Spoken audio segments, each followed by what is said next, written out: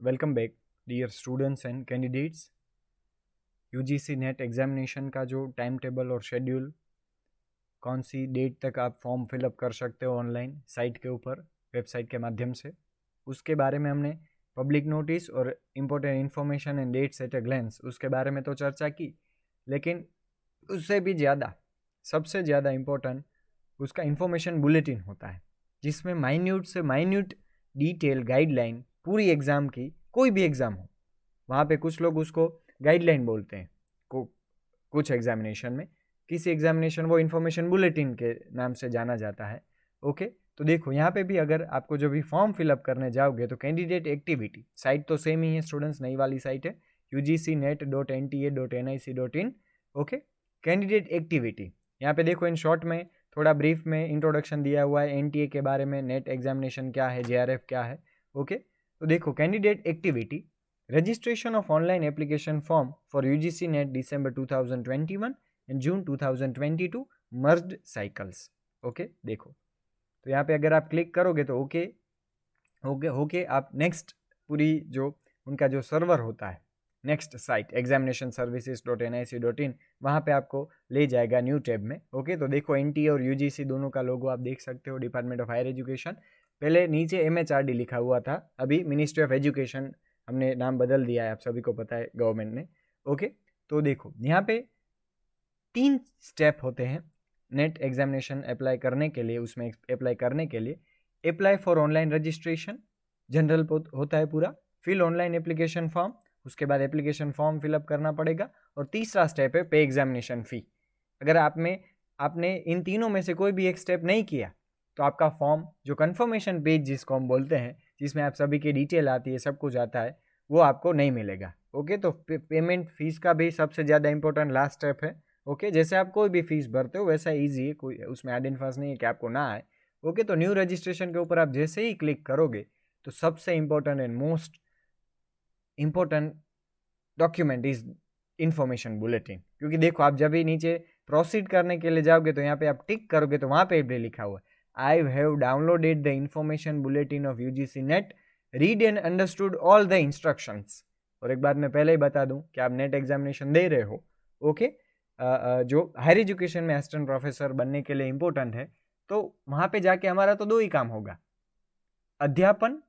तो अध्यापन करने के लिए पहले अध्ययन करना पड़ेगा। ओके, टीचर के ये 2 सबसे इंपॉर्टेंट बातें हैं। और अगर और उससे भी आगे जाओ तो नॉलेज और डिलीवरी में जाते हैं। तो अध्ययन यानी नॉलेज की बात है, और अध्यापन यानी how is your delivery. Okay, how you deliver your education among the students, distribute your studies among your students, उसके बारे में बात की गई है। तो देखो इन्फॉर्मेशन बुलेटिन आप यहाँ से डाउनलोड कर सकते हो, उसकी जो वेबसाइट है ugcnet.nta.nic.in, वहाँ पे इन्फॉर्मेशन में जाएंगे आप तो इन्फॉर्मेशन बुलेटिन नाम का एक यहाँ पे आपको टैब दिखेगा, उसके ऊपर आप क्लिक करोगे तो सब कुछ साइट के ऊपर अवेलेबल है। और मैं हर बार बताता हूँ कि चाहिए कोई भी एग्जाम फॉलो करो तो उसकी ऑफिशियल साइट को ही ध्यान में रखने का। बाकी कितने सारे थर्ड पार्टी चैनल्स होंगे, यूट्यूब के थर्ड पार्टी वेबसाइट्स होंगी, इसके ऊपर जो उसकी ऑफिशियल वेबसाइट है, जब तक एग्जाम ना हो, रिजल्ट ना आए, दिन में एक बार ये वेबसाइट के दर्शन कर लेने के। ओके, तो देखो इन्फॉर्मेशन बुलेटिन यहाँ पे क्लिक करोगे तो भी आ जाएगा, और एक्सेसिबल वर्जन 7 MB का जो डॉक्यूमेंट है वहाँ पे आप क्लिक करोगे तो एक नए टैब में ये साथ में आपका जो डॉक्यूमेंट है वो भी आप खुल जाएगा। देखो 66 पेजेस का है डॉक्यूमेंट, और जो पहली बार एग्जाम दे रहे हैं नेट की एग्जामिनेशन, पहले से देते आ रहे हैं, उनको तो सारे रूल्स पता ही होंगे, लेकिन फिर भी एक बार इसके ऊपर नज़र कर देने की, क्योंकि सिस्टम कभी रूल्स बदल दे हमें पता नहीं चलता है। लेकिन जो पहली बार एग्जाम दे रहे हैं नेट की एग्जामिनेशन, वो तो खास ये 66 पेजेस को एक बार पढ़ लीजिएगा ज़रूर। ओके, तो एनटीए वैसे prime responsibility university grants commission की है, लेकिन एनटीए की जब भी रचना हुई, ओके, तो जून 18 तक यूजीसी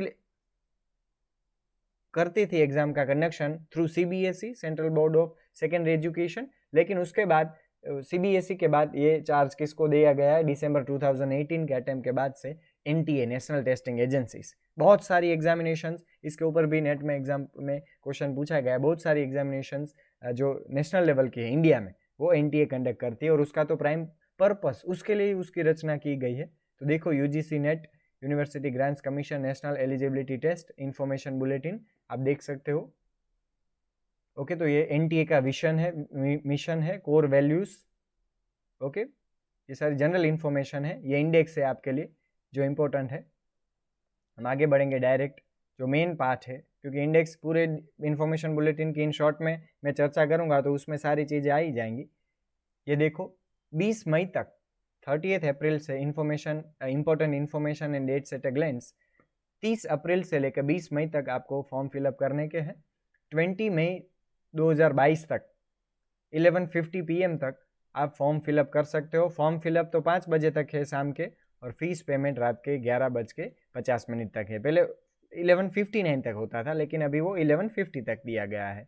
फीस वेबल आगे हमने सारी वीडियोस में बात कर ली है। करेक्शन कोई करना होगा सिलेक्टेड स्लॉट्स में ही हो, पूरे फॉर्म का करेक्शन नहीं होगा, पहले से ही बता दो। यानी पहले ही फॉर्म जब भी फिलअप करो तो ऐसा फॉर्म फिलअप करो कि जहाँ पे आपकी कोई मिस्टेक ही ना रहे। ओके, तो करेक्शन में कोई कुछ चेंज करने का आएगा, इशू ही नहीं होगा। ओके, तो आगे देखो, no break between the paper, 180 minutes का जो एग्जामिनेशन है, 3 घंटों का पेपर होगा continuous without no break, break नहीं होगा वहाँ पे कोई भी। Okay, with no break between paper 1 and paper 2। Paper 1 teaching and research का होगा, ओके, जिसमें आपको टीचिंग के ऊपर कंबाइन बुक आती है, मार्केट में अवेलेबल है। और पेपर 2 किसके ऊपर होगा स्टूडेंट्स, आपका रिस्पेक्टिव सब्जेक्ट के ऊपर होगा। इकोनॉमिक्स है, संस्कृत है, कॉमर्स है, गुजराती है, इंग्लिश है, जो भी आपने मास्टर्स में पोस्ट ग्रेजुएशन में आपका सब्जेक्ट हो। फर्स्ट शिफ्ट 9 से 12, सेकेंड शिफ्ट 3 से 6, कोई भी एक शिफ्ट में आपकी एग्जामिनेशन होगी।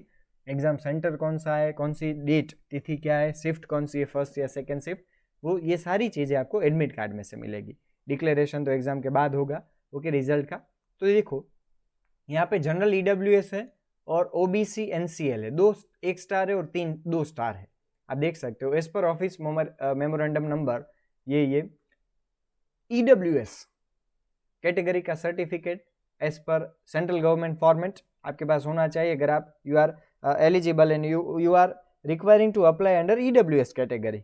तो ये जो आपको जीआर नंबर दिया हुआ है, जनरल गवर्नमेंट रिजोल्यूशन नंबर, तो उसके मुताबिक होना चाहिए। ओबीसी स्टूडेंट्स यहाँ पे खास ध्यान रखिएगा, ओबीसी के जो जितने भी विद्यार्थीगण हैं, OBC other backward classes NCL non creamy layer as per the central list of other backward classes available on NCBC, national commission है, काउंसिल नहीं था, national commission for backward classes, NCBC, government of India website.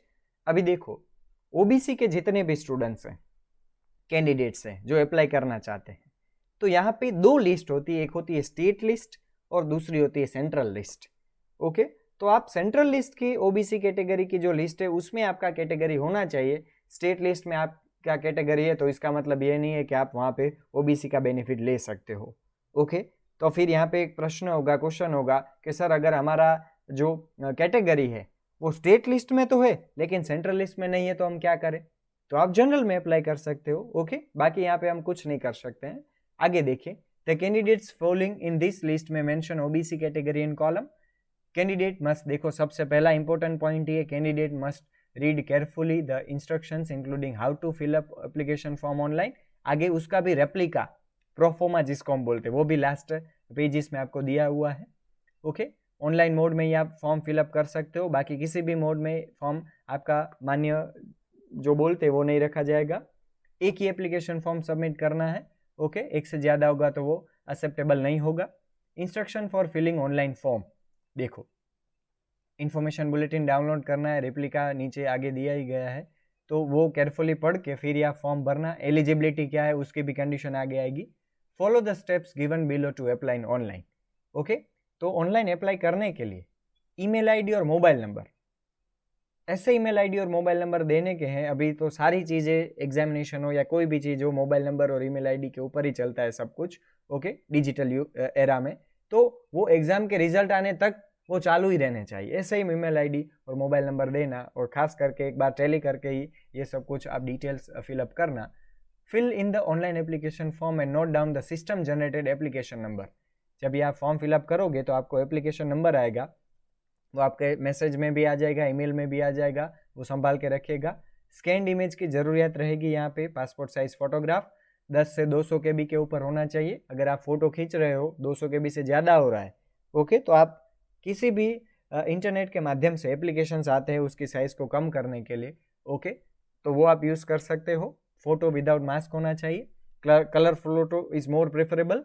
80% face होना चाहिए वहाँ पे, okay. Candidate signature, और 4 KB से लेके 30 KB तक आपका जो सिग्नेचर है एक प्लेन पेपर के ऊपर विथ प्रिफरेबल ब्लैक पेन, आप उसका साइन करके उसका फोटो निकाल लीजिए। और ये सब, ये दोनों कौन से फॉर्मेट में होने चाहिए? JPG फॉर्मेट में, ओके। उसका जो फोटो का जो फॉर्मेट होता है वो JPG फॉर्मेट में होने चाहिए। ये दोनों तैयार रखिएगा, रेडी रखिएगा। साइज भी दिया हुआ है, फोटो के लिए 10 से 200 KB और सिग्नेचर के लिए 4 से 30 KB तक का जो साइज है वो प्रेफरेबल है, ओके। उसमें क्वालिटी भी आपको पता चल जाएगा अपलोड करोगे तभी। और फी आपको पे करनी है कोई भी, ये तो पेमेंट गेटवे दिया हुआ है, कोई भी डेबिट कार्ड से हो जाएगा, credit card, net banking, UPI से हो सकता है। और वो प्रूफ आप रखिएगा अपने साथ में, ओके। जो आप स्क्रीनशॉट हो सकता है, फोटोग्राफ हो सकता है। उसके बाद ये तीनों के 3 स्टेप्स अगर आप अच्छी तरीके से 100% कंप्लीट कर लोगे तो आपको एक कंफर्मेशन पेज मिलेगा। अगर ये तीनों स्टेप सक्सेसफुल कंप्लीट होंगे, फीस का पेमेंट हो जाएगा, तो आपको कंफर्मेशन पेज आप डाउनलोड कर सकते हो।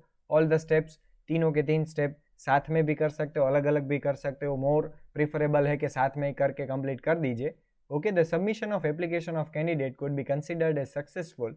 Candidature would be confirm only on the successful fees payment होगा, तभी वो कंफर्मेशन पेज रिक्वायर्ड रहेगा, ओके। आगे देख सकते हो, यस। ये बात सारी बाकी जो है वो टेक्निकलिटीज है। अगर पेमेंट अगर सक्सेसफुल ना हो तभी ये बात पढ़ने के जनरली हो जाता है, रिफ्रेश नहीं करने का।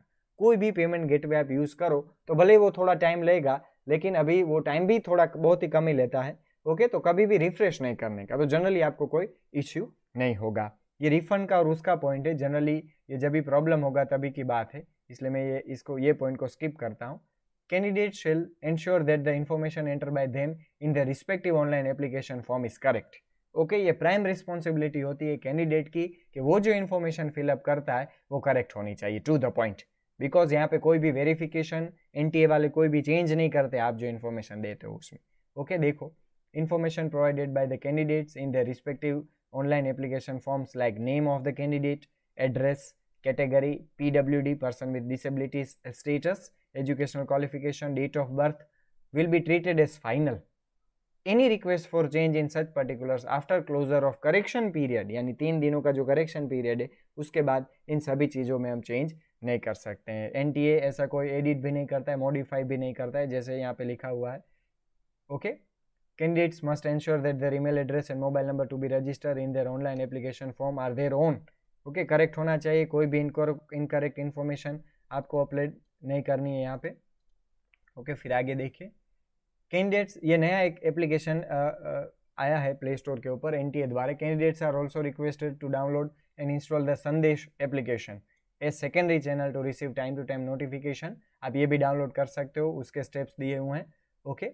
देखो, candidates shall appear at their own cost, कोई भी TA DA नहीं दिया जाता है यहाँ पे नेट एग्जामिनेशन में अपेयर होने के लिए। खुद के खर्चे से वहाँ पे ऑन कॉस्ट पे आपको एग्जाम देने के लिए आना पड़ता है, ओके। तो देखो, तीनों स्टेप्स कंप्लीट होने चाहिए फॉर्म फिलअप करने के लिए। कोई भी रिक्वेस्ट रिफंड यहाँ पे नहीं होता है कोई भी तरीके का, okay. NTA is facilitating to all candidates with an additional platform. Umang और डिजी लॉकर में आप अपने डाउनलोड कर सकते हो ये confirmation page, admit card, result, ये वहाँ पे अपलोड ही होंगे, ओके। ये जो डिजी लॉकर का जो नया चला है अभी, यूनिफाइड एक्ट आया है पूरा, ओके। तो यहाँ पे आप कॉपीज आप संभाल के आपका अपलोडेड हो जाएगा आपकी email ID के ऊपर, आधार कार्ड से जो आप यूज़ कर सकते हो, ओके, फ़ोन नंबर के द्वारा। तो ये यूसेज डेटा इन्फॉर्मेशन थोड़ा एनालिसिस पर्पस के लिए, this information is not for use by any third party और प्राइवेट एजेंसीज। NTA ये जो आप सभी सारी जो डिटेल से अपलोड करोगे उसके अलावा कोई भी इसको एक्सेस नहीं कर सकता है। ब्रीफ एडवाइजरी, जब भी आप एग्ज़ाम देने के लिए जाओगे तभी की ये जो पॉइंट्स दिए हुए हैं आपको। एडमिट कार्ड होना चाहिए, सेल्फ डिक्लेरेशन वो साथ में ही आ जाएगा एडमिट कार्ड में, ओके। वो आपके पास clear print out on A4 size paper, और प्रेफरेबल है कलर पेपर में लेके जाना ताकि कोई इश्यू ना हो वेरिफिकेशन के समय।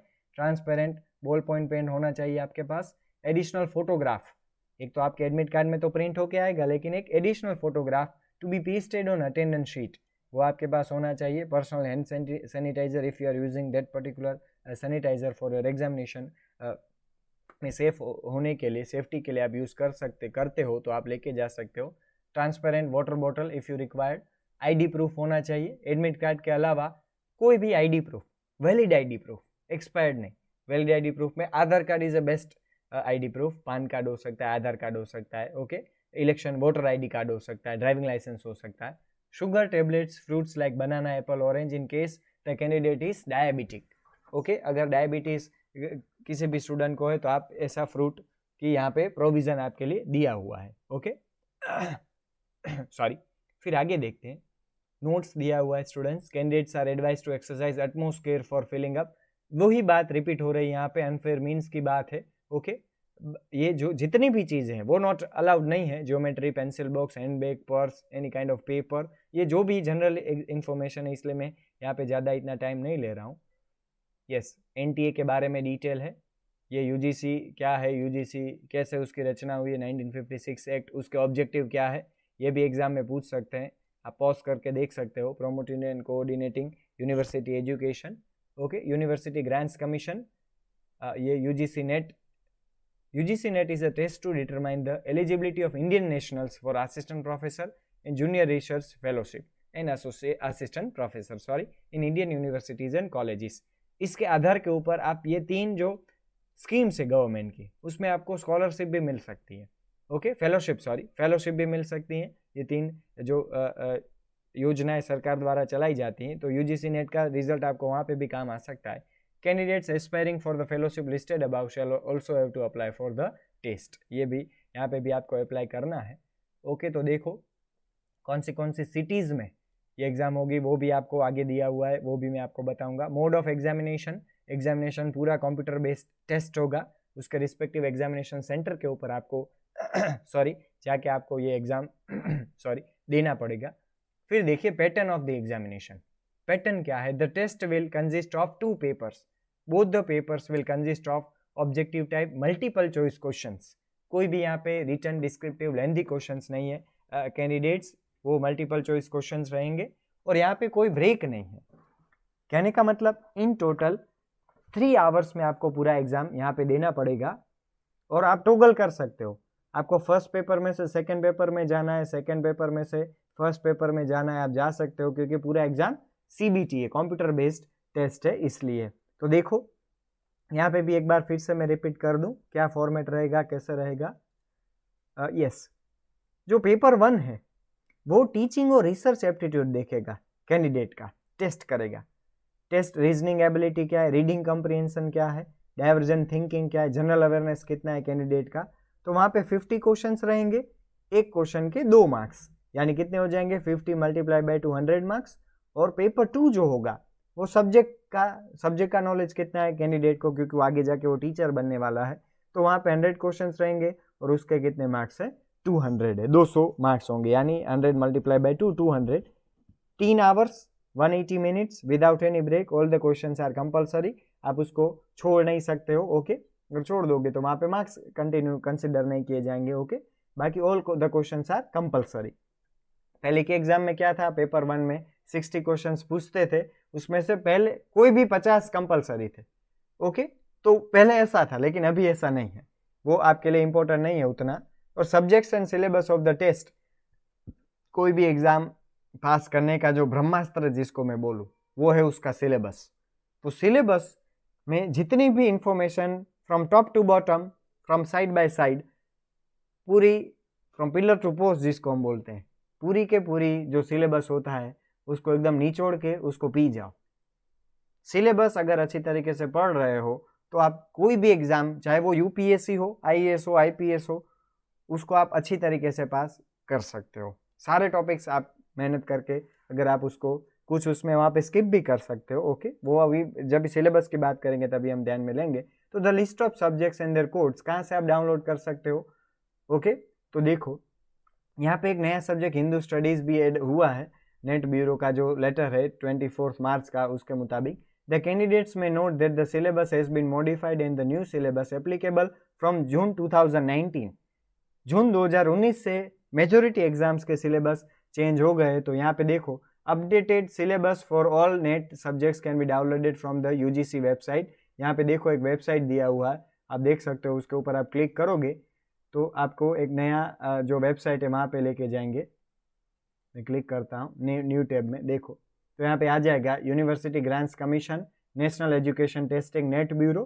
तो देखो सब्जेक्ट कोड 00 है, वो जनरल पेपर है। बाकी के सारे जो सब्जेक्ट्स है स्टूडेंट्स, हिंदू स्टडीज, यहाँ पे देखो एक नया ऐड हो चुका है, ये सारे आपके सब्जेक्टिव पेपर है। तो यहाँ पे मैं कोई भी कैंडिडेट को 2 सिलेबस डाउनलोड करने हैं। ओके, इंग्लिश का होगा तो इंग्लिश का करेगा, हिंदी का, हिंदी मीडियम का कोई कैंडिडेट होगा तो वो हिंदी भी कर सकता है। Okay, more preferable is English one.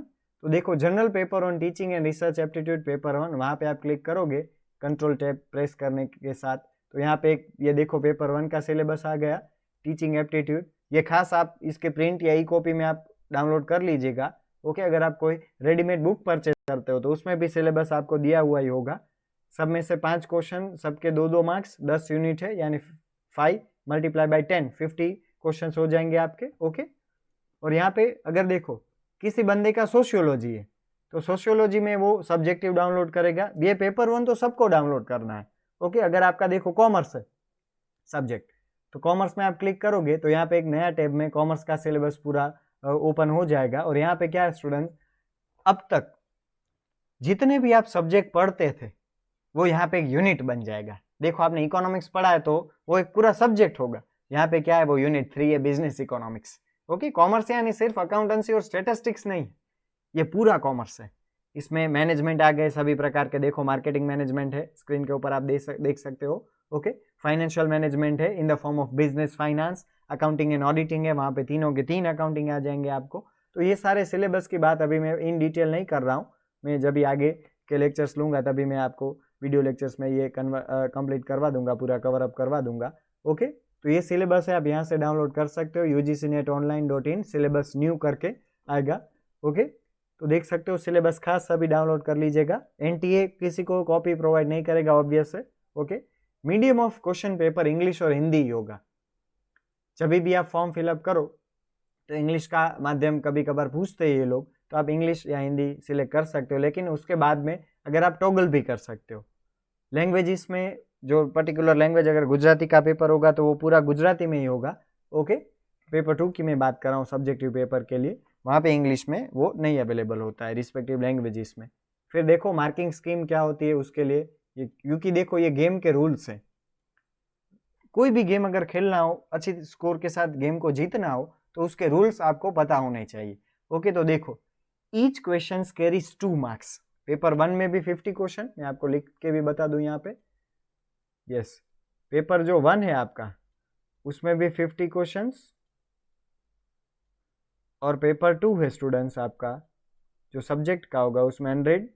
In total आपके कितने हो जाएंगे total questions, 150 questions multiply by 2, यानी 300 मार्क्स का पूरा ये जो कंटिन्यूस पेपर होगा।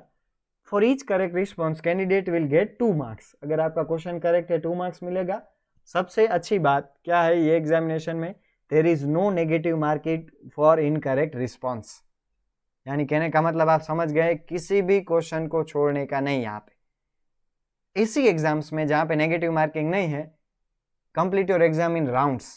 पहले ऐसा राउंड करो, थोड़ा क्वेश्चंस पढ़ा, आपको आंसर पता है तो उसमें टाइम दो, देखा ही नहीं है question, skip and go forward. Okay, क्योंकि यहाँ पे देखो क्वेश्चंस 150 है लेकिन टाइम आपके पास 180 है।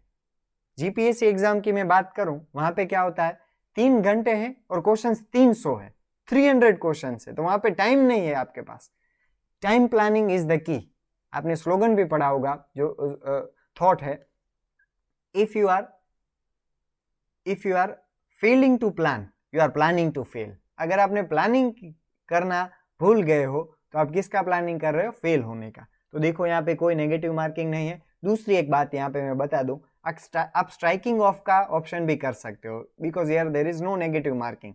इन शॉर्ट में बोलूं तो आप तुक्का भी लगा सकते हो, लेकिन तुक्के में भी आप प्लानिंग कर सकते हो। कैसे, समझो मेरी बात। स्ट्राइकिंग ऑफ, एक क्वेश्चन के 4 ऑप्शन आपके पास होंगे, ए, बी, सी और डी। फिर क्या करना है, नेट एग्जामिनेशन है, सब्जेक्ट में तो और थोड़ा ट्रिकीएस्ट आपको मिलेंगे, लेकिन आपका मन बोलेगा क्वेश्चंस पढ़ने के बाद कि इसमें से 4 ऑप्शंस में से कोई ऑप्शंस तो ऐसा होगा कि थोड़ा उससे दूर होगा क्वेश्चन से, तो आप उसको स्ट्राइक ऑफ कर दो, निकाल दो। ए बी सी में से डी तो होगा ही नहीं, तो आप डी को निकाल दो। ऐसा जरूरी नहीं है डी के डी नहीं होगा, मैं एग्जाम्पल के लिए बोल रहा हूँ। आपको ऐसा लग रहा है कि 4 ऑप्शन में से बी और डी तो आंसर है ही नहीं, तो आप उसको स्ट्राइक ऑफ कर दो, निकाल दो, यानी ए और सी में से ही आपको आंसर है। यानी आपने क्या किया, आपके चॉइसेस को कम कर दिया, जितने टारगेट कम उतना ज्यादा प्रिसीशन। ओके, तो आप ऐसे स्ट्राइक ऑफ भी कर सकते हो, because there is no negative marking. अगर नेगेटिव मार्किंग होगा तो हमें और ज्यादा रिस्कीनेस रहेगा। No marks will be given for questions unanswered unattempted, mark for review. Okay, यहाँ पे मार्क फॉर रिव्यू है, यानी आपने सिलेक्ट कर दिया लेकिन एग्जाम पूरी हो उससे पहले आपको फिर से एक बार देखना है, तो आप मार्क फॉर रिव्यू भी कर सकते हो। ओके, अनआंसर करेंगे तो कोई मार्क नहीं मिलेगा, अनअटेम्प्ट करेंगे तो कोई मार्क नहीं मिलेगा। वन ऑप्शन सिलेक्ट करके फिर आप नेक्स्ट 7 नेक्स्ट करोगे तो वो आंसर आपका सेव हो जाएगा एग्जाम में। और अभी देखो, ये एग्जाम के बाद की बात है। अगर कोई क्वेश्चन ऐसा है कि जो इनकरेक्ट है, क्वेश्चन ही गलत पूछा है, okay, if a question is found to be incorrect, ambiguous और has a multiple correct answers, एक से ज्यादा आंसर्स उसके सही है, ओके, एक ऑप्शन से ज्यादा गलत है, एम्बिग्यूअस है, मिस्टेक है उसमें क्वेश्चन में समझने में ही, तो ऐसा क्वेश्चन जितने ने भी अटेम्प्ट किया होगा सबको उसके मार्क्स दिए जाएंगे। लेकिन अगर वहां पे बोले कि क्वेश्चन गलत थे और ए और सी उसका आंसर है, तो ऐसे कैंडिडेट्स जिन्होंने ऐसे क्वेश्चन का ए और सी अटेम्प्ट किया है उसको ही, ऐसे कैंडिडेट को ही मार्क्स मिलेंगे। ओके, फिर आगे देखिए। और अगर कोई क्वेश्चन ड्रॉप्ड होता है तो सभी को +2 मार्क्स दिया जाएगा ह्यूमन एरर और टेक्निकल एरर की वजह से। ओके, तो एलिजिबिलिटी क्राइटेरिया है, कौन से स्टूडेंट्स कैंडिडेट्स ये एग्जाम में फॉर्म फिलअप करने के लिए एलिजिबल है। तो देखो यहाँ पे दिया हुआ है, जनरल अनरिजर्व्ड या ईडब्ल्यूएस कैंडिडेट्स हुए, मैंने पहले ही बोल दिया 55% होने चाहिए विदाउट राउंडिंग ऑफ, यानी 54.98 होगा तो भी नहीं चलेगा, 55 से ऊपर ही होना चाहिए, राउंडिंग ऑफ यहाँ पे एलिजिबल नहीं है। Okay, 54.98 is also not 55%। Okay, UGC के एक्ट में लिखा हुआ है, इन मास्टर्स डिग्री और equivalent examination from universities recognised by UGC. Indian universities होगी तो कोई रिकॉग्निशन का जरूरत नहीं है, फॉरेन होगी तो रिकॉग्निशन आपको वहां पे चेक करना पड़ेगा उसकी वेबसाइट के ऊपर। ओके, ओबीसी, यहाँ पे कैटेगरी की बात हो गई स्टूडेंट्स, ओबीसी का हो, एनसीएल कैटेगरी नेशनल लिस्ट वाला, सेंट्रल गवर्नमेंट लिस्ट वाला, एससी का हो, एसटी का हो कैंडिडेट, पीडब्ल्यूडी हो, थर्ड जेंडर कैटेगरी, 50% मार्क्स, उसके लिए 5% का रिलैक्सेशन है। फिर आगे देखिए, अगर कोई कैंडिडेट जिसका मास्टर्स अभी तक कंप्लीट नहीं है लेकिन वो फाइनल ईयर में आ गया है, ओके, लेकिन जिसका रिजल्ट अभी तक नहीं आया है, फाइनल ईयर यानी सेमेस्टर 3 और 4 में जिसका एडमिशन हो गया है या आगे होने वाला है, वो भी ये एग्जाम दे सकते हैं। तो उसका रिजल्ट कब वैलिड होगा, 2 साल के लिए आपको टाइम दिया जाएगा। अगर कोई बंदा सेमेस्टर 3 में है मास्टर्स पीजी कोर्स में और उसने सेम 3-4 में नेट एग्जामिनेशन पास कर ली, तो एनटीए उसको, यूजीसी उसको 2 साल का टाइम पीरियड देते हैं ये कंप्लीट करने के लिए।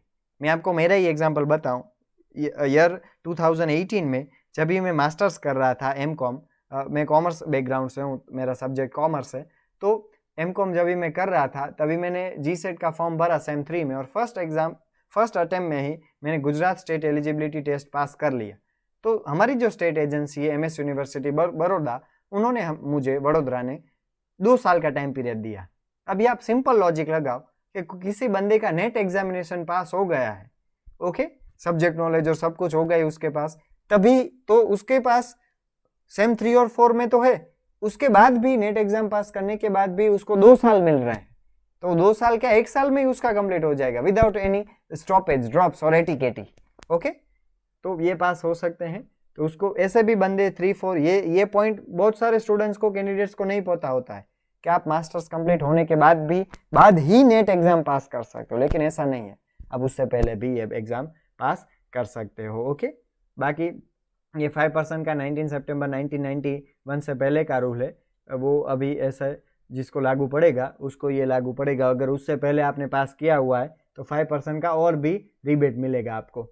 ओके, 55% का 50% हो जाएगा मास्टर्स लेवल एग्जामिनेशन में, जिन्होंने 19 सितंबर 1991 से पीएचडी डिग्री होल्डर्स हो, जिसका मास्टर्स लेवल एग्जामिनेशन 19 सितंबर 1991 से पहले कंप्लीट हो गया हो। ओके, फिर आगे देखिए, candidates are advise to appear in the subject of PG only, बाकी किसी अलग सब्जेक्ट में आप नहीं भर सकते हो फॉर्म। ओके, कोई भी documents certificates NTA net examination में आपको भेजने की ज़रूरत नहीं है। ओके, सारी प्रोसेस ऑनलाइन है। डिप्लोमा सर्टिफिकेट इंडियन यूनिवर्सिटीज़, तो उसका अगर इंडियन यूनिवर्सिटीज़ का फॉरेन डिग्री हो तो आपको वो उसका रिकग्निशन देखना पड़ेगा AIU की वेबसाइट के ऊपर से, उसके लिए पॉइंट दिया हुआ है आपको। अभी देखो इंस्ट्रक्शन दिया हुआ है, क्या बोल रहे हैं, the eligibility for assistant professor for junior research fellowship and assistant professor will depend on the performance of the candidate in both the papers of UGC NET in aggregate. Okay, तो इसका पूरा लॉजिक है वो मैं आगे आपको cover कराऊंगा। However, the candidates qualifying exclusively for assistant professor will not be considered for the award of JRF. तो यहाँ पे मैं एक बात बता दूं, JRF यानी क्या, जूनियर रिसर्च फेलोशिप।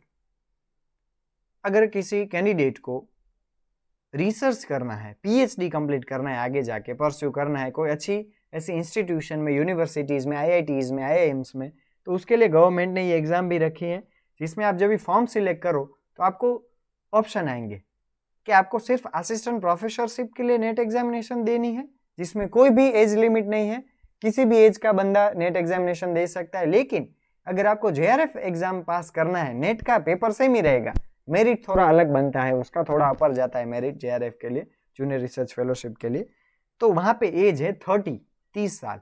लेकिन कोविड-19 की वजह से ये अटेम्प्ट में भी ये 30 साल, एक साल बढ़ा दिया है, 30 साल में 31 साल तक आप अप्लाई कर सकते हो JRF में। तो जब भी आप फॉर्म फिलअप करोगे तो आपको 2 ऑप्शन मिलेंगे, ओनली असिस्टेंट प्रोफेसरशिप और उसके नीचे होगा assistant professorship and JRF both. तो 31 साल से कम के जितने भी कैंडिडेट्स हो सबको सेकेंड ऑप्शन ही सिलेक्ट करना है JRF के लिए, और 31 से ज़्यादा होगा तो आप तो असिस्टेंट प्रोफेसरशिप ही सिलेक्ट कर सकते हो। ओके, तो देखो यहाँ पे लिखा है, candidates who qualify the test for eligibility for assistant professor will be govern by the rules and regulation of recruitment. वो भी आगे एक पूरा API बनता है, उसकी बात हम नेक्स्ट वीडियो में करेंगे। देखो सेकेंड पॉइंट में लिखा हुआ है, the candidates who qualify for the award of JRF are eligible to pursue research in the subject of their PG or in a related subject and are also eligible for assistant professor. The universities, institutions, IITs and other national organizations may select the JRF awardees for full-time research work. Full-time research work यानी वहाँ पे सेवा नहीं करनी होगी, आपको stipend भी मिलेगा round about more than 32,000। Okay, 30 to 35,000 आपको स्टाइपेंड भी दिया जाएगा। इससे भी आगे SRF आता है, उसकी बात हम कभी नेक्स्ट में करेंगे। तो कैंडिडेट्स क्वालिफाइंग देखो, तो वैलिडिटी 3 साल की वैलिडिटी रहती है इसके सर्टिफिकेट की, JRF के सर्टिफिकेट की। ओके, वो नेट के सर्टिफिकेट के जैसा लाइफ लॉन्ग वैलिड नहीं है। देखो, junior research fellowship, candidates qualifying for the award of JRF will be eligible to receive fellowship of UGC under various schemes subject to their finding placement in universities, IITs, institutions। Validity period 3 साल का होगा। अगर आपने अभी recently अगर आपने examination पास कर लिया JRF और आपको अवार्ड लेटर मिल गया रिजल्ट में, however for those candidates who have already join, उससे पहले ही आपने MPhil PhD ज्वाइन कर लिया है, तो आपका रिजल्ट होगा, उसके बाद आपको ये जो फेलोशिप है वो मिलनी स्टार्ट हो जाएगी। ओके, 3 साल तक ये वैलिड होता है सर्टिफिकेट। बाकी की ये जो फेलोशिप है 3, उसका भी आपको बेनिफिट मिल सकता है। ओके, तो ये एग्जाम्शन है स्टूडेंट्स सेट कैंडिडेट्स के लिए। सेट अगर आपने 1 जून उससे पहले 1 जून 2002 से पहले अगर आपने एग्जामिनेशन पास कर ली है तो आपको ये नेट में से एग्जाम्शन मिलेगा, और 1 जून के बाद आपने सेट दी है लेकिन वो स्टेट के लिए ही आप अप्लाई कर सकते हो। ओके, स्टेट से बाहर सेट का कोई रिलेवेंस नहीं है, लेकिन सेट एग्जामिनेशन ही आपने दी और 1 जून 2002 से पहले दी हुई है, बाकी प्रेजेंट कैंडिडेट्स को ये इन्फॉर्मेशन कोई काम की नहीं है। ओके, तो आगे देखते हैं। Age limit and relaxation JRF के लिए 31 ईयर्स है। First day of the month in which the examination is concluded. Okay, 1 जून, यानी यहाँ से आपको हिंट मिल सकता है 1 जून के तकरीबन एग्जाम कंक्लूड हो सकती है। जून मंथ में एग्जाम हो सकती है, जुलाई में होगी generally, June and July starting में हो सकती है। Okay, 5 years candidate OBC NCL को भी यहाँ पे मिल सकते हैं। ओके, फिर हम आगे देखते हैं। Relaxation of up to 5 years is provided to the candidates belonging to OBC NCL।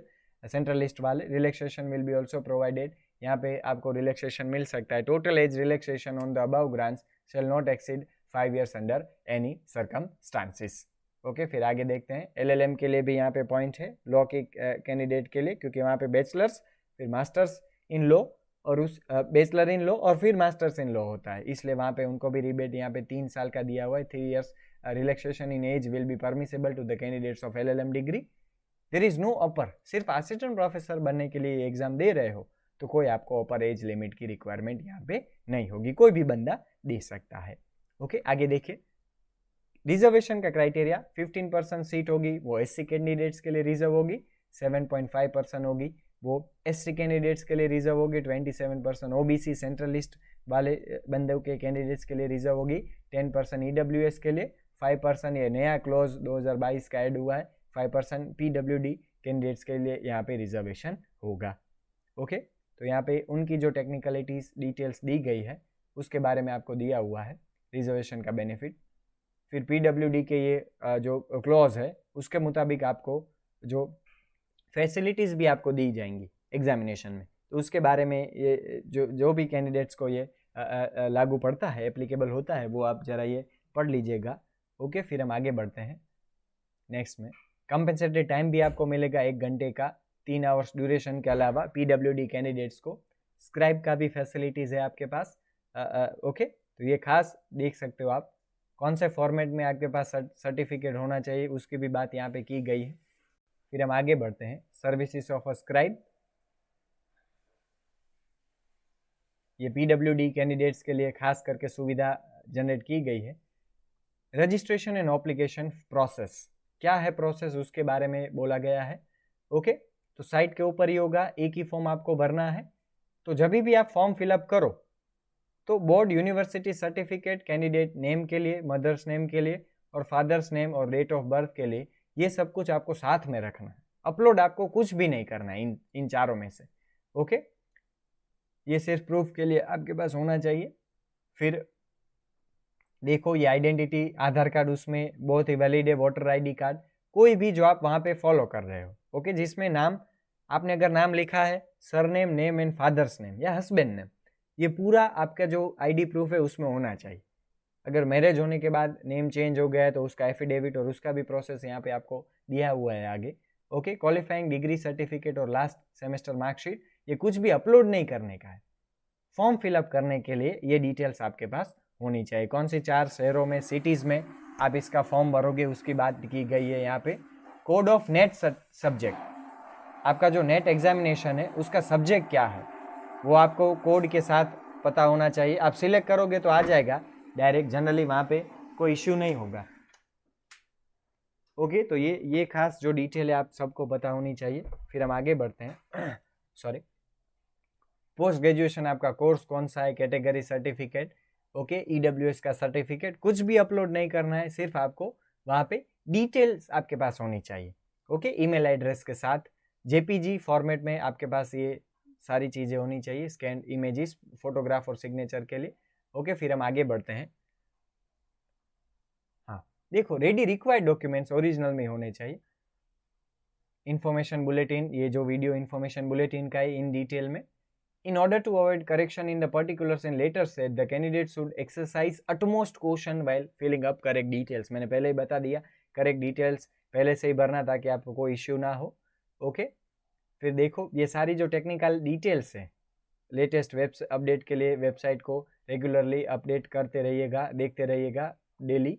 Okay, तो पहले तो आपका रजिस्ट्रेशन पेज भरने का है पार्ट 1 में, उसमें आपका नेम आएगा, पूरा डिटेल्स सेम टू सेम आपके डिग्री सर्टिफिकेट या किसी भी इक्विवेलेंट बोर्ड के सर्टिफिकेट में ये नाम होना चाहिए जो आप कैरी फॉरवर्ड कर रहे हो फॉर द टाइम बीइंग।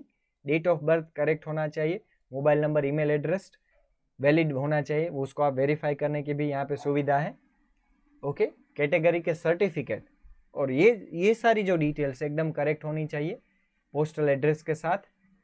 ये देखो स्पेक्टिकल्स अलाउड, अगर आप रेगुलरली यूज़ कर रहे हैं तो स्पेक्स अलाउड है फोटोग्राफ में। कैप नहीं होना चाहिए, गूगल्स नहीं होना चाहिए, सनग्लासेस नहीं होना चाहिए। ओके, मास्क, विदाउट मास्क आपका फोटोग्राफ होना चाहिए। Computer generated photos are not acceptable. जो नॉर्मल आप फोटोग्राफ, पासपोर्ट साइज के फोटोग्राफ खिंचवा रहे हो वो ही आपके पास यहाँ पे होने चाहिए। फिर आगे देखते हैं, applications not complying with this instructions और with unclear photographs are liable to rejected. Unclear photograph नहीं होना चाहिए, नए वाले एकदम अच्छे से होने चाहिए। और जो भी आप पासपोर्ट साइज फोटोग्राफ अपलोड करो वो 6 to 8 passport size coloured photograph आपके पास होने चाहिए, क्योंकि एक से एक आपको जब भी आप एग्जामिनेशन देने जाओगे एडमिट कार्ड के साथ आपको पेस्ट करने पड़ेंगे एडमिट कार्ड अटेंडेंस रजिस्टर में, वो आपके पास होने चाहिए। ओके, फिर आगे देखें, पासपोर्ट साइज फोटोग्राफ अपलोडिंग करने के लिए आपके पास ज़रूरी रहेगा सिग्नेचर भी 4 से 30 KB का होना चाहिए प्लेन पेपर में। ओके, और सिर्फ नेम नहीं, फुल नेम नहीं, कैपिटल ब्लॉक लेटर में रनिंग सिग्नेचर होना चाहिए पूरा रनिंग हैंड में, और ब्लैक या ब्लू पेन से, इंक पेन से वो होना चाहिए। Okay, normal ball point pen होना चाहिए, नो फाउंटेन पेन और नो इंक पेन अलाउड नहीं है, यहाँ पे जेल पेन भी अलाउड नहीं है।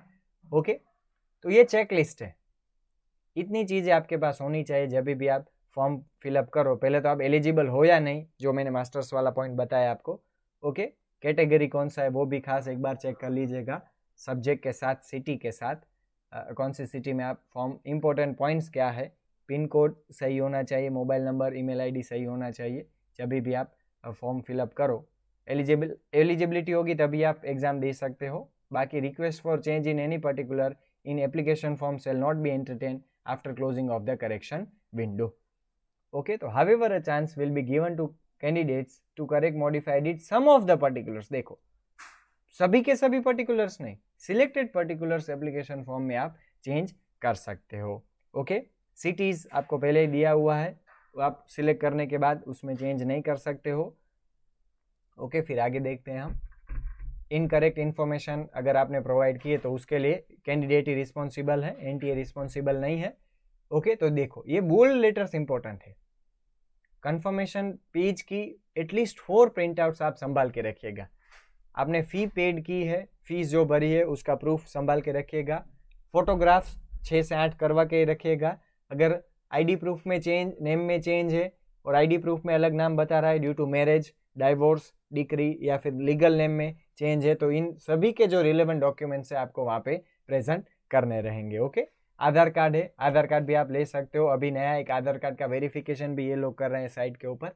एडमिट कार्ड आपको बाद में दिया जाएगा, उसकी डिटेल है। ओके, एडमिट कार्ड के अलावा आपको एग्जामिनेशन सेंटर में एग्जाम आप नहीं दे सकते हो, उसका ही पॉइंट है, बाकी इसमें ये कोई भी पॉइंट नया नहीं है। एडमिट कार्ड साइट के ऊपर से ही डाउनलोड करना पड़ेगा, आपको पोस्ट में नहीं भेजेंगे एनटीए की agency. Candidate must not mutilate the admit card और चेंज एनी एंट्री मेड देयरइन। जैसे एज इट इज़ आपको लेके एग्जाम में बैठना है, conduct of the examination, admit card में कंडक्शन के सारे रूल्स होंगे। जब ये एडमिट कार्ड आएगा तभी हम एक अलग से वीडियो बना देंगे आप सभी के लिए। ओके, तो इतनी चीज़ है। फॉलोइंग डॉक्यूमेंट्स आपको लेके आनी पड़ेगी, printed copy of an admit card, 1 passport size photo और एक ID proof.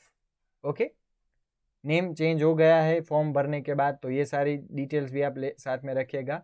PWD certificate competent authority का, जो जनरली गवर्नमेंट हॉस्पिटल का जो मेन एमबीबीएस डॉक्टर होता है, एमडी डॉक्टर होता है रिस्पेक्टिव डिपार्टमेंट का, उसका सर्टिफिकेट वैलिड है, वो आप अपने जो जहाँ पे गवर्नमेंट हॉस्पिटल हो वहाँ से आप इंफॉर्मेशन ले सकते हो ये सर्टिफिकेट के बारे में।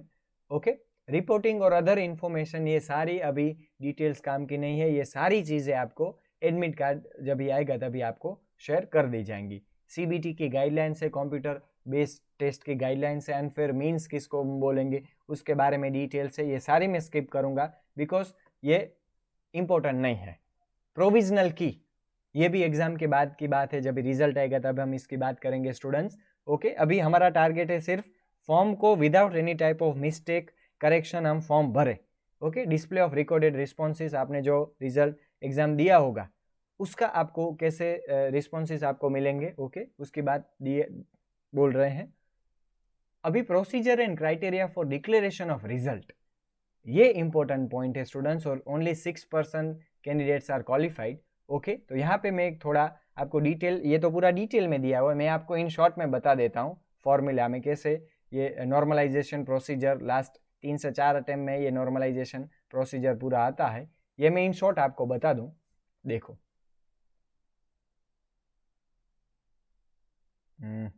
यस, हम यहाँ से स्टार्ट करेंगे। कोई एक पर्टिकुलर सब्जेक्ट है जिसमें सपोज 10,000 कैंडिडेट्स ने अपियर हुए हैं, यानी फॉर्म इससे ज़्यादा भी हो सकते हैं। पर्टिकुलर सपोज कोई पर्टिकुलर सब्जेक्ट में एप्लीकेंट्स ने कैंडिडेट्स ने फॉर्म भरे 15,000, मैं बहुत ही शॉर्ट डिजिट ले रहा हूँ, नंबर्स ले रहा हूँ एग्जाम्पल के लिए। ओके, ये अलग भी हो सकते हैं, ज़्यादा भी हो सकते हैं। तो रजिस्टर कैंडिडेट है 15,000, ध्यान से समझिएगा ये पूरा प्रोसेस। लेकिन उसमें से अपेयर कितने हुए? सिर्फ 10,000। तो अभी यहाँ पे एक रिजल्ट का क्राइटेरिया है 10,000। तो सभी ने एग्जाम दी होगी, 3 घंटे के जो कंटिन्यूस सेशन है, पेपर 1 दिया होगा, पेपर 2 दिया होगा। ओके, वो पेपर 1 और 2 का स्कोर मिला के 40% होना चाहिए। कितना होना चाहिए? 40%। 40% स्टूडेंट्स का क्राइटेरिया यहाँ पे रहता है स्टूडेंट्स। अभी ये 10,000 में से केवल 1,000, 40% यानी 150 क्वेश्चन है आपके, ध्यान से समझिएगा। 150 question multiply by 2 marks of each question, 300 question से 300 मार्क्स से, सॉरी 300 मार्क में से 40%, 3 4 12 यानी 120 मार्क्स। ऐसे कैंडिडेट्स को अलग करेंगे जिसका स्कोर 300 में से 120 या फिर 120 से ज्यादा है। ओके, इनको अलग करेंगे। तो सपोज 10,000 ने एग्जाम में अपेयर हुए हैं, एग्जाम का फॉर्म तो ज्यादा ने भरा था लेकिन अपेयर कितने हुए? सिर्फ 10,000। तो उसमें से 40% को अलग कर लिया और उसके टॉप 6% यानी ये 1,000 के अपेयर 10,000 के टॉप 6% 1,000 में से अलग कर दिए जाएंगे। ओके, तो 1,000 के 6% यानी टॉप के 600।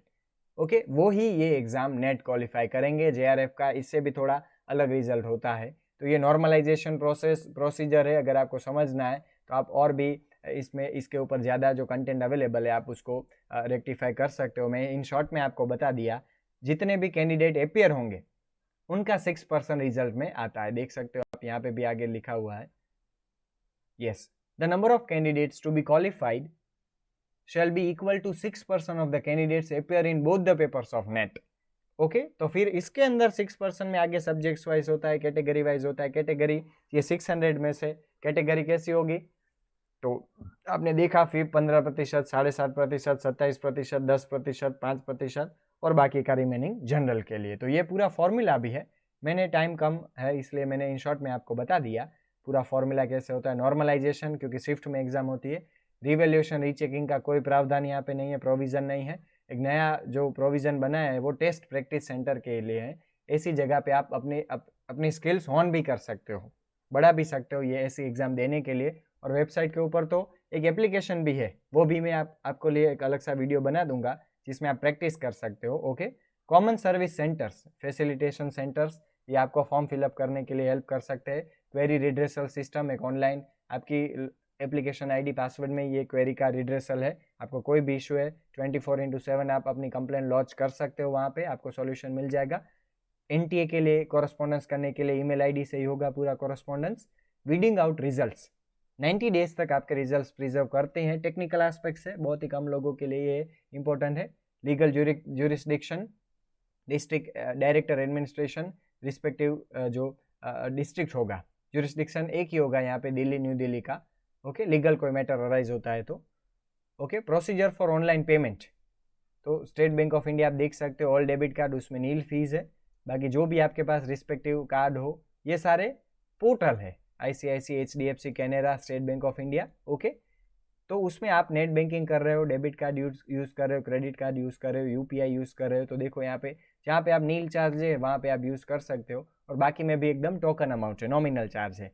ओके, हेल्पलाइन यहाँ पे दिया हुआ है, पेमेंट के रिलेटेड अगर कोई क्वेरी हो तो। जनरली नहीं होगा, जैसे मैंने बताया, नॉर्मली जैसे आप पेमेंट करते हो without refreshing your portal.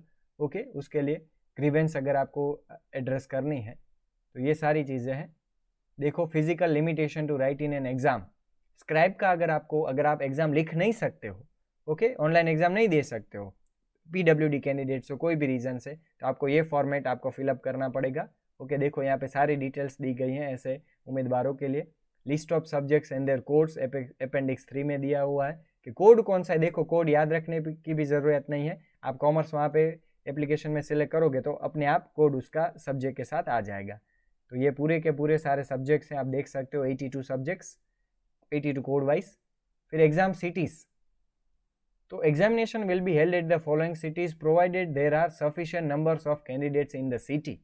Okay, तो देखो आप, ये स्टेट है, स्टेट का लिस्ट है, ये डिस्ट्रिक्ट है, ये सिटी है और सिटी का कोड है। हमें सिर्फ 3 ही चीज़ ध्यान में रखनी है, कौन से स्टेट के आप हो, वो डिस्ट्रिक्ट और सिटी। ओके, तो यहाँ पे देखो बहुत सारे नए भी इस बार सेंटर्स ऐड हुए हैं से स्टेट वाइज। तो देखो फॉर एग्जांपल मैं गुजरात का एग्जांपल लेता हूँ। गुजरात, ये सारे गुजरात के सेंटर है, अहमदाबाद, अमरेली, वल्लभ विद्यानगर, बनासकांठा, भरूच, भावनगर। तो डिपेंडिंग ऑन योर सिटी, आप कौन सी जगह पे रहते हो, नज़दीक के 4, पहले सबसे ज़्यादा जो सेंटर नज़दीक हो वो सिलेक्ट करो, फिर सेकेंड उससे दूर, फिर उससे दूर और लास्ट में उससे दूर। जनरली अटेम्प्ट होता है कि कैंडिडेट्स मिल जाते हैं तो पहले या तकरीबन rest of the rare case में दूसरा आपने जो सिलेक्ट किया वहाँ पे आपको एग्जाम देने को मिल ही जाती है। ओके, तो वो आपको एडमिट कार्ड मिलेगा तभी आपको सेंटर पता चल जाएगा। तो ये सारी चीज़ें पहले ही देख लीजिएगा, फिर आगे देखते हैं हम। ये सभी लिस्ट है पूरे सेंटर्स की, इतने सारे ज़्यादा सेंटर्स में 91 सिटीज़ की बात है यहाँ पे, इसलिए ज़्यादा लंबा लिस्ट दिया हुआ है। List of subject at PG level and their codes, commerce है, देखो पॉलिटिकल साइंस है, इकोनॉमिक्स है, ये सारे सब्जेक्ट्स कोड याद रखने की ज़रूरत नहीं है, आपको अपना सब्जेक्ट पता ही होगा। फिर list of post graduation and their codes, अभी सब्जेक्ट नहीं है, मास्टर्स पीजी कौन सा है उसका कोड दिया हुआ है, ये भी आपको वहाँ पे साइट में master of commerce, master of tourism management, master of arts डालोगे तो डायरेक्ट आ जाएगा, no need to remember the code. Okay, no requirement. List of state, ये यूनियन टेरिटरी का कोड है, ये भी एक जस्ट एंड फॉर्मेलिटी के लिए है। हाँ, अभी ये जो प्रोसीजर है अपीयरिंग, ये हम जब भी आपका एडमिट कार्ड आएगा तभी हम उसके बारे में बात करेंगे। ये पूरा जो डिटेल है उसका मैं पूरा एक जो एप्लीकेशन है साइट के ऊपर अवेलेबल है, एनटीए की साइट के ऊपर, वो मैं आपके साथ शेयर करूंगा। अगर आपको प्रैक्टिस करनी है कि नेट का एग्ज़ाम कैसे होता है तो उसके लिए वो मैं एक अलग से वीडियो बना दूंगा, इसका ये वीडियो का लेंथ हमें शॉर्ट रखने के लिए। ओके, देखो फिर आगे बढ़ते हैं हम। ये सारी टेक्निकल बातें इसके लिए मैं अलग से वीडियो बना दूंगा।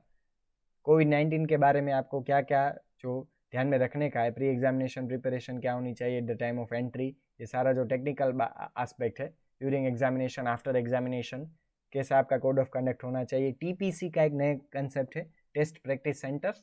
ओके, आप वहाँ पे जाके प्रैक्टिस कर सकते हो एग्जाम के बारे में। ओके, हाँ, ये सीएससी में अगर आप फॉर्म भरने के लिए जाओगे तो उसका फीस का चार्ट दिया हुआ है, कितना फीस का पैसा लगेगा। हाँ, तो ये नॉर्मलाइजेशन का स्कोर है, एकदम टेक्निकल एस्पेक्ट है, सेशन को इजी रखने के लिए मैं उसमें नहीं जा रहा हूँ। ओके, आप ये एग्जांपल देख सकते हो उसके बारे में अगर किसी को और ज़्यादा डिटेल में समझना हो कि कैसे रिजल्ट आपका तैयार होता है। जैसे मैंने आगे बताया 6% वाला क्राइटेरिया वही यहाँ पे है। ओके, फिर आगे देखते हैं, ये पूरा वही कंटिन्यूटी में है। हाँ, रेप्लिका आ गया। देखो स्टूडेंट्स, जब भी ये इंपॉर्टेंट है आपके लिए, जब भी आप फॉर्म फिलअप करोगे तो वेबसाइट में ये न्यू रजिस्ट्रेशन के ऊपर क्लिक करिएगा। वो आप क्लिक करोगे तो आपको ऐसा जितनी भी डिटेल्स मैंने चर्चा की, अगर आपने वो अच्छी तरीके से सुन लिए, समझ लिए, तो ये सारा कुछ एक बार नज़र खाली घुमा लीजिएगा, बाकी चलेगा। क्लिक यहाँ पे सिलेक्ट करके क्लिक हियर टू प्रोसीड के ऊपर क्लिक करोगे तो आपको ऐसा कुछ डिटेल्स मिलेगी। पर्सनल डिटेल में पूरा आपका नाम लिखेगा, father's name, mother's name, date of birth, gender क्या है, आइडेंटिटी टाइप, आधार कार्ड आप यूज़ कर सकते हो, voter ID। Okay, premises address क्या है, पूरा एड्रेस, मोबाइल नंबर कंफर्म करिएगा, साथ में ईमेल ID भी कंफर्म करके लिखिएगा। अल्टरनेट कॉन्टैक्ट नंबर आप अपने पेरेंट्स के डाल सकते हो यहाँ पे। ओके, बड़े भाई या ऐसा कोई हो जो आपका अल्टरनेट कॉन्टैक्ट जहाँ पे आपका संभव हो। पर परमानेंट एड्रेस सेम है तो आप यहाँ पे सेम क्लिक कर सकते हो, अगर अलग है तो आपको लिखना पड़ेगा।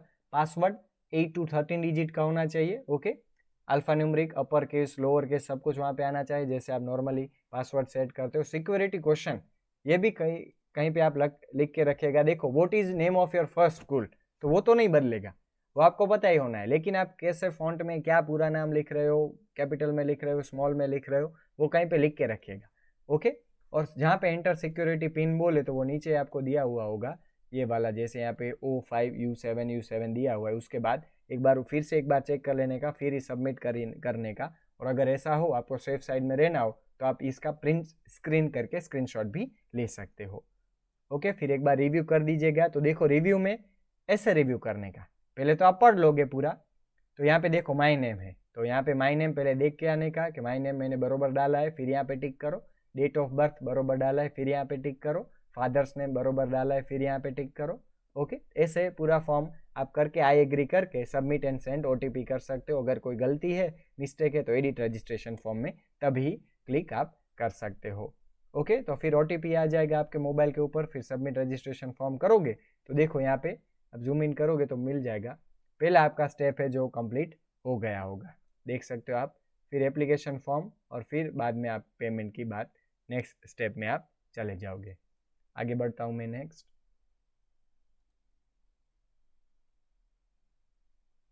Yes, candidate name, date of birth, mother's name, ये सारी चीज़ें वहाँ से ही आपको दूसरी बार नहीं डालनी है। यस, ये इनकम और वो सब कुछ आपको डालना पड़ेगा। ओके, फिर ये देखिए, अगर आप पास कर लिया है पहले से ही क्वालिफाइड हो मास्टर में, तो डायरेक्ट पास सिलेक्ट करिएगा। कौन से साल में पास किया है, कौन सी यूनिवर्सिटी है, कौन सा कोर्स है। देखो यहाँ पे कहीं पे भी कोड की रिक्वायरमेंट नहीं है। आपका रिजल्ट मोड क्या है, परसेंटेज है या CGPA है। अगर CGPA है तो वो सिलेक्ट करिएगा, परसेंटेज है तो आप वो सिलेक्ट करिएगा। ओके, देख सकते हो आप एकदम क्लियर सब कुछ। आधार कार्ड आपको वेरीफाई करना है, आधार कार्ड अगर आपके पास है तो येस करके डिटेल सबमिट करके कर दीजिएगा। आप अप्लाई फॉर में जैसे मैंने बताया कि दोनों सिलेक्ट करिएगा, असिस्टेंट प्रोफेसर प्लस JRF। अगर जो रिक्वायर्ड एज से आपकी एज ज़्यादा है तो आपको क्या सिलेक्ट करना है, ओनली असिस्टेंट प्रोफेसर। सब्जेक्ट कौन सा है ये देखो, पहली चॉइस क्या है एग्जाम सिटी की, दूसरी चॉइस क्या है, थर्ड और फोर्थ चॉइस है। सबसे नज़दीक हो वो पहले सिलेक्ट करने की हमेशा। ओके, ये एग्जाम्पल के लिए इन्होंने अलग अलग स्टेट्स लिए हैं, आप अलग अलग स्टेट भी ले सकते हो, क्योंकि अगर बॉर्डर अब ऐसे बोलो कि कनेक्टिंग स्टेट्स की बॉर्डर है तो दोनों आपको नज़दीक पड़ सकते हैं, तो आप दोनों भी ले सकते हो। सेम स्टेट का अलग अलग सेंटर भी ले सकते हो। ओके, फिर आप 7 नेक्स्ट करोगे तो आगे आपको ले जाएगा नेक्स्ट में। MPhil पास किया है नहीं किया है उसकी डिटेल है, वेदर PhD पास है नहीं है तो कैसा है, क्या मैनेज सब्जेक्ट कौन सा है, कॉमर्स, मैनेजमेंट, आर्ट्स का कोई सब्जेक्ट हो। ओके, तो स्पेशलाइजेशन अगर आपके पास हो तो उसका भी टाइटल आपको यहाँ पे देना पड़ेगा। फिर फोटोग्राफ चूज फाइल करके यहाँ पे अपलोड करोगे तो यहाँ पे व्यू डॉक्यूमेंट, अपलोडेड डॉक्यूमेंट करोगे तो आपको वो भी मिल जाएगा। ओके, फिर आगे बढ़ता हूँ नेक्स्ट में। रिव्यू पेज एक बार हमेशा रिव्यू कर देने का 100%, फिर ही सबमिट करने का पूरा फॉर्म। ओके, कहीं पे भी मिस्टेक नहीं होनी चाहिए। देखो आप फोटोग्राफ और सिग्नेचर भी आपको यहाँ पे मिल जाएगा ये डिस्प्ले में। ओके, सिक्योरिटी पर्पस के लिए ये हटा दिया है। और यहाँ पे भी वेरीफाई करो तो एक एक चीज़ देख के वेरीफाई करना ऊपर से नीचे तक। ओके, और लास्ट में आ जाएगा पैसों की बात, फीस पेमेंट आपको जो करनी है पड़ेगी वो यहाँ पे लिखा आ जाएगा आपकी कैटेगरी के मुताबिक कि 1100 है, 575 है, सॉरी 550 है या 275 रुपये। ओके, तो ये आप पेमेंट कर दीजिएगा और इसका स्क्रीनशॉट भी आप ले सकते हो। और लास्ट में स्टूडेंट्स ये आपका कंफर्मेशन पेज आ जाएगा। अगर आपकी जो फीस है सक्सेसफुली आपने भर दी है तो ये खास देखिएगा, ये इसमें भी आप डिटेल सारी एक बार चेक कर लीजिएगा। ओके, कंफर्मेशन पेज में जो भी आपने डिटेल भरी होगी, फ़ोटो, सिग्नेचर, ये सारी चीज़ें यहाँ पे आ जाएगी और यहाँ पे आपका इन्फॉर्मेशन बुलेटिन होता है कंप्लीट। बहुत ही इन शॉर्ट टाइम पीरियड में मैंने ट्राई किया है कि पूरा इन्फॉर्मेशन बुलेटिन आप सबके साथ शेयर करूँ। जहाँ पे रिक्वायर्ड इन्फॉर्मेशन नहीं थी वहाँ पे मैंने स्किप भी किया हुआ है। ओके, तो अभी नेक्स्ट वीडियो मेरा सिलेबस के ऊपर मैं बात करूँगा, पेपर 1 के सिलेबस के लिए और पेपर 2 के सिलेबस के लिए। ओके, पेपर 2 मेरा रिस्पेक्टिव होगा सिर्फ कॉमर्स सब्जेक्ट के लिए, पेपर 1 में ना जनरल डिस्कशन होगा। और दूसरी बात है जो अगर दो मेरे नेक्स्ट वीडियो का मैं प्रयास करूँगा, एक तो है सिलेबस के बारे में और दूसरा है, एक तो है सिलेबस के बारे में और दूसरा आएगा नेक्स्ट आपके लिए जो प्रैक्टिस करना हो। तो NTA का ऑफिशियल वेबसाइट में प्रैक्टिस करना हो तो कैसे आप प्रैक्टिस कर सकते हो उसके बारे में मैं आपके लिए एक वीडियो बनाऊंगा। अगर बहुत ही हेफाजतली मैंने ट्राई किया है कि पूरी की पूरी इन्फॉर्मेशन मैं शेयर करूं आप सभी के साथ। फिर भी अगर कोई डाउट हो, कोई क्वेरी हो, फॉर्म फिलअप करने के टाइम के ऊपर अगर अराइज होती है तो आप मेरा चैट बॉक्स के माध्यम से, कमेंट बॉक्स के माध्यम से आप मेरा कॉन्टेक्ट कर सकते हो। Thank you all and all the best for such examinations. Thank you very much.